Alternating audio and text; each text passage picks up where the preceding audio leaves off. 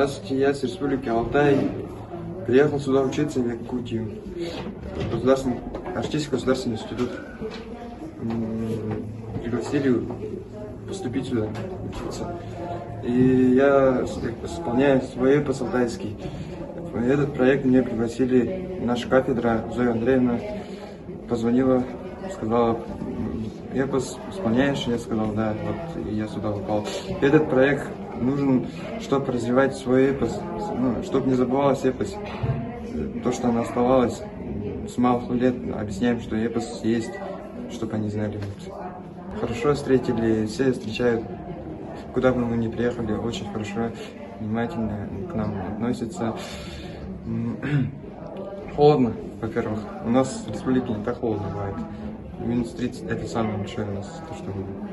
Этот инструмент называется топ-шур. Это инструмент для сказителя, самый главный инструмент. Когда исполняешь эпос, ты должен играть мелодию, передавать через инструмент свой. У нас эпос исполняется горловым пением. У нас 3 вида горлового пения, нижним горловым пением исполняется эпос.